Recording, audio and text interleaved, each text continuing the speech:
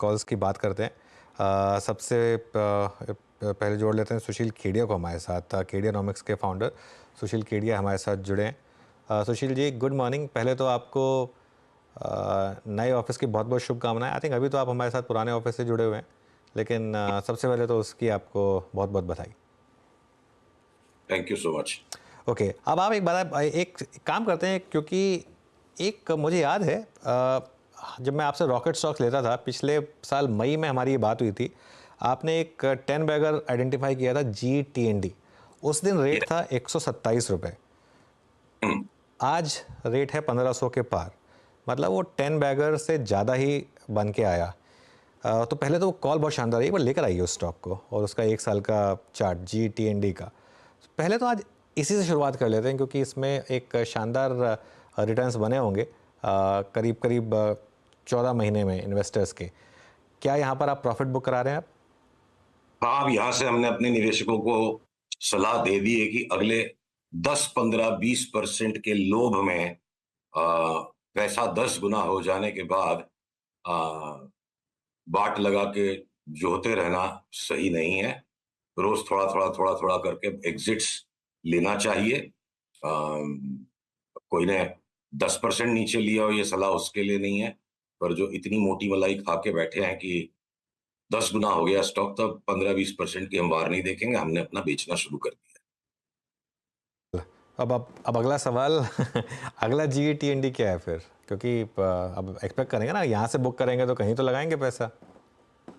अब देखो, ऐसा ना अनुज, महालक्ष्मी जी के मंदिर जब जाते हैं ना, तो पुजारी को फोन नहीं कर सकते कि आज बादाम की बर्फी है तो ही आएंगे आरती में। जो प्रसाद देगा बाजार वही खाना पड़ेगा हमें। तो इस स्तर पे बाजार के 10 बैगर्स खोजना दुस्साहस ही नहीं है। ये बिल्कुल वासना से लिप्त विचार लगता है। क्षमा करिएगा मेरे कठोर शब्दों पे। यहाँ बाजार पे हम्बल होने की जरूरत है। फ्रूगल रिटर्न्स बचे हैं। 30-40% के ट्रेडिंग स्विंग्स, 50% तक के भी कैश में कुछ स्टॉक्स में मिल सकते हैं। पर ये मल्टी बैगर्स ढूंढने की ख्वाहिश उचित नहीं लगती अब यहाँ पे। ओके, अभी मल्टी बैगर्स को लोकेट करने की और उनको खोजने की जो गुंजाइश अभी सुशील जी को लग नहीं रही है। अच्छा सुशील जी, अब एक काम करते हैं, पहले इंडस्ट्रीज पे आपका व्यू लेते हैं, फिर इस मंत्रणा को थोड़ा सा और उसका जो स्वरूप है बढ़ाएंगे। निफ्टी बैंक पर आपका व्यू, दोनों पर प्रोजेक्शंस क्या कह रहे हैं आपको, और स्पेशली अब जब निफ्टी को एक एडवांटेज निफ्टी IT का मिल रहा है इस मद्देनजर। तो पीसीआर से अनुरोध है, कृपया मेरे स्क्रीन से जो चार्ट दिख रही हैं उन्हें प्रक्षेपित करें। बैंक निफ्टी की चाल हमें बड़ी घातक लगने लग गई है अब। और जब किसी इंडेक्स के कंस्टिट्यूएंट्स भी सारे के सारे एक साथ अलाइंड हो, यानी स्टॉक्स के कोरिलेशंस जब स्ट्रांग हो जाए, तो बड़ा ट्रेंड बन सकता है। तो हो सकता है कि बैंक निफ्टी ने अपना टॉप बना दिया हो, और फिलहाल के लिए एक बार हम जो करेक्शन शुरू हो चुका है बैंक निफ्टी में, करीबन 49,700 तक की इमीडिएट ड्रॉप देखते हैं। और उसी के साथ साथ निफ्टी की भी चार्ट अगर आप देखो, ये उसके साथ साथ निफ्टी में नहीं लगता है कि जगह है 23,200 के नीचे एक बार फिलहाल जाए। और उसके बाद निफ्टी हो सकता है वापस एक नया हाई बना दे 23,700 तक का। पर बैंक निफ्टी मुझे लगता है धोखा दे जाएगी, और इसके जो भी रिबाउंड होंगे वो बड़े कमजोर होंगे। हो सकता है वो आगे, हमको हर वीक आपसे इस पर अपडेट्स करने होंगे। हो सकता है कि बैंक निफ्टी का पिछले सप्ताह जो टॉप आ गया, उसको दोबारा रिविजिट किए बिना बैंक निफ्टी 45-44 हजार भी चली जाए। तो बैंकों के अंदर बड़ी नरमी लग रही है, चाहे आप ICICI, SBI, HDFC, Kotak, axis, जो जी में आए बेच दो। और क्यों? इसको क्यों का आंसर है कि मेरा पान वाला और मेरे न्यूज़पेपर वाले ने भी, सबको पता है कि बैंक में पैसा बन रहा है और बनते जाएगा, ऐसा होता नहीं है। तो IT के स्टॉक्स जो है, वो हो सकता है निफ्टी को एक डिप के बाद नए हाई की तरफ ले जाए और बैंक में धोखा दे जाए। ओके, ठीक है। अब जब आप कह रहे हैं सुशील जी के माइट भी IT के स्टॉक्स जो हैं वो निफ्टी को ऑल टाइम हाई पे ले जाएं, तो इस तेज़ी के पिलर्स कौन कौन से होंगे? अगर लार्ज कैप IT में और मिड कैप IT में थोड़ा सा बाइसेट करके आप समझा पाए तो, इस अर्निंग सीजन के दौरान, उससे पहले या फिर उसके बाद। अगले 10-12 दिन तो करेक्शन की संभावना ज्यादा है।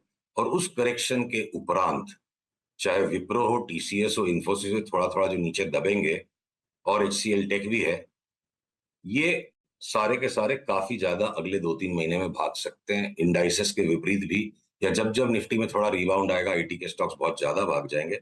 आप इन चारों पांचों में अगर मेरी बेस्ट पिक पूछो तो मुझे लगता है HCL टेक ऊपर में कहां तक चला जाएगा, वो आंकड़े अगर आज अभी मैं बोलूं तो आपको थोड़ा अटपटा लग सकता है।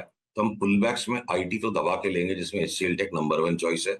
मिड कैप और स्मॉल कैप आईटीज भी सारे के सारे चलेंगे। वो देखिए सेक्टर रोटेशंस है, तो जो आईटी चला ही नहीं और वो आश्चर्यजनक चने से चल पड़ा, जो हमने एकदम बॉटम पे तेजी पकड़ी, अब वो स्ट्रेंथन होगी आफ्टर सम पुलबैक। एक बार अगले 8-10 दिन के लिए कोई बैंक निफ्टी अकेले ही घट जाएगी 2000 पॉइंट, ऐसा थोड़े होता है। वो थोड़ा सा करेक्शन एक बाजार में आने के बाद हम आईटी में वापस दोबारा से नई तेजी करेंगे। सेक्टर्स की बात करते हैं, एक तो पहले केमिकल से शुरुआत करेंगे। आज केमिकल्स में अच्छे खासे मूव आ रहे हैं सुशील, यहाँ पर कोई बुलिश बेट्स होंगी आपकी? आई थिंक आपके 2-3 स्टॉक्स रहे हैं यहाँ पर फेवरेट्स। हाँ, तो केमिकल्स में घूम फिर कर सारे स्टॉक्स देखिए, वो जो F&O में भी अगर उनको कैटेगराइज कर दिया गया है तो उनका इस तरह का ट्रेडिंग स्ट्रक्चर नहीं है, वो प्राइस मूवमेंट्स उस तरह के नहीं कि प्रॉपर लिक्विडिटी मिले जिसमें आप एकदम गेट इन गेट आउट वाली ट्रेडिंग करें। उसमें खाली ट्रेडिंग के अंदर एग्जीक्यूशन कॉस्ट, स्टॉप लॉस और ब्रोकरेज में पैसे लगते जाते हैं। तो हमारी सलाह हमारे क्लाइंट्स को यही रही है कि उनको डिलीवरी उठा के पकड़ के बैठो, या डिलीवरी जितनी क्वांटिटी को बेचो, तो चाहे वो नवीन फ्लोराइन हो या वो अमाइंस के स्टॉक्स हो या कोई सा ही आप ले लो। मतलब कोई भी मुझे केमिकल का स्टॉक एक भी ऐसा नजर नहीं आता है जिसको आप बेच के या शॉर्ट करके पैसे कमा लोगे। आगे पीछे सब में लगातार बार बार घूम फिर के तेजी बनी हुई है। और वो भी इंडाइसेस देखिए, अगर इंडेक्स 5% 10% घट गई, मान लो कोई कारण से इंडेक्स 10% घट गई, ये केमिकल के स्टॉक 6% 7% 5% घट जाएंगे और इंडेक्स में खाली 5% का रिबाउंड आएगा, 15-15 20-20% भाग जाएंगे। तो सुपरलेटिव आउट परफॉर्मेंस सेक्टर में आईटी के बाद हमारा दूसरे नंबर के पायदान पर केमिकल्स पे गहरा तेजी का मन है। और दूसरा जो मेरा आपसे मन था बात करने का वो था कुछ ये ऑटो एंसिलरी टायर स्टॉक्स, यहाँ पर भी काफ़ी तेज़ी रही है, इधर कोई प्रिफर्ड आइडियाज़? हाँ, देखिए, एक जो एमआरएफ पे जिसपे हम बहुत ज्यादा तेजी का मन बना के बैठे थे, खाली वही अभी तक दबा हुआ है।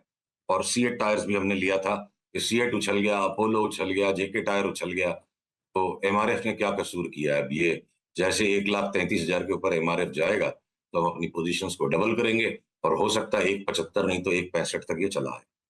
एमआरएफ लैगार्ड है टायर्स का, बाकी तो सारे टायर्स भाग चुके हैं बिल्कुल।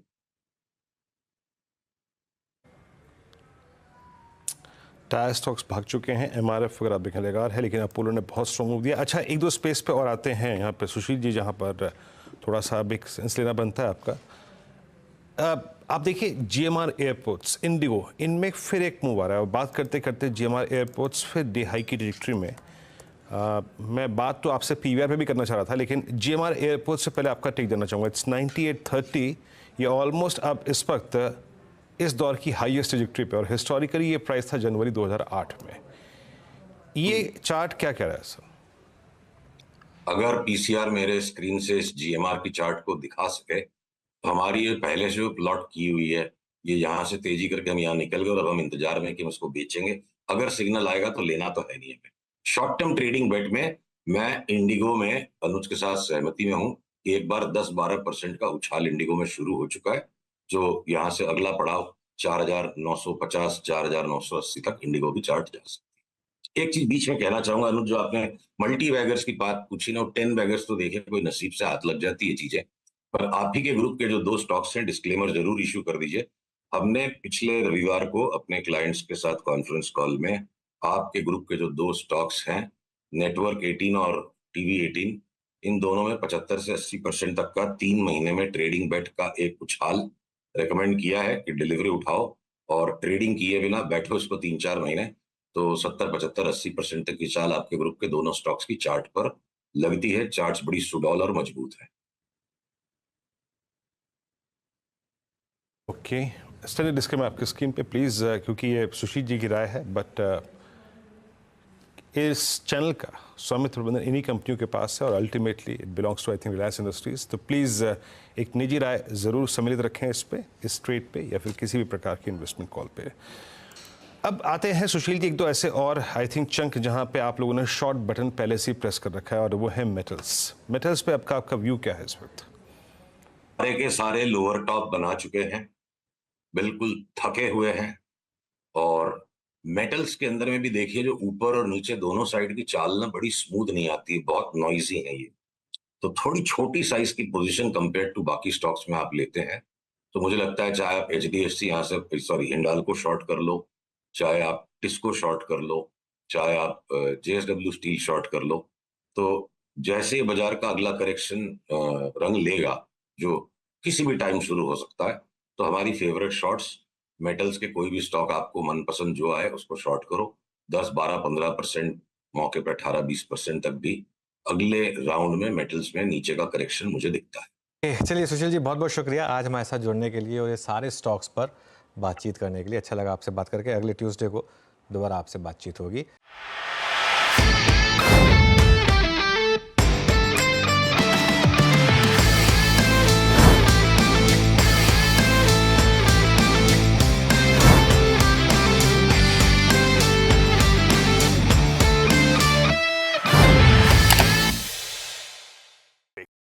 बता दें कि मनी कंट्रोल पर दिए गए विचार एक्सपर्ट्स के अपने निजी विचार होते हैं। वेबसाइट या मैनेजमेंट इसके लिए उत्तरदायी नहीं है। यूजर्स को मनी कंट्रोल की सलाह है कि कोई भी निवेश निर्णय लेने से पहले सर्टिफाइड एक्सपर्ट की सलाह लें।